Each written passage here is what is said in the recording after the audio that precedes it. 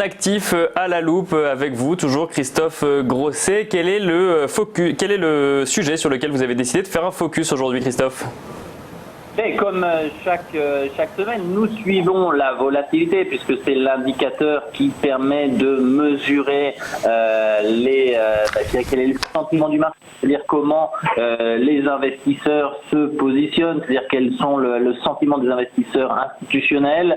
Et depuis la mi-juin, de toute façon, nous avons assisté à un vrai écroulement de la volatilité. On pensait être sorti de notre trappe de volatilité au cours du mois de mai et dans les 2 premières semaines de juin. Depuis les annonces des banques centrales, on verra ce qui va se passer cet après-midi, mais cependant, la volatilité est repassée largement sous les 15 points. Nous sommes en ce moment à 12,82, donc sous les 13 points lorsqu'on parle de la volatilité de l'Eurostoxx, ce qui est presque le plus bas. On le rappelle, il avait été touché le 22 avril avec une volatilité à 11 points.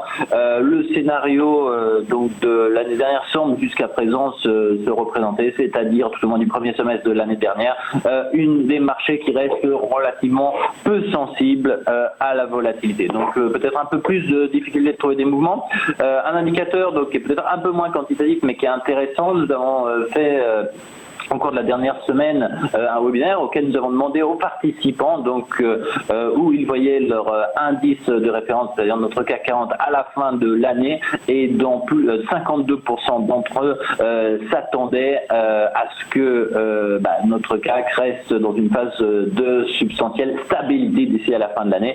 Donc le scénario qui semble se confirmer, tout au moins le consensus qui semble se dessiner pour l'instant, c'est que les marchés auront tendance à peu bouger aussi bien à la hausse qu'à la baisse. Donc pour aller chercher du rendement, on pourra utiliser nos produits de bourse, les produits de bourse qui rappellent un produit peut-être un peu plus complexe, mais qui nous permettent d'investir de façon différente.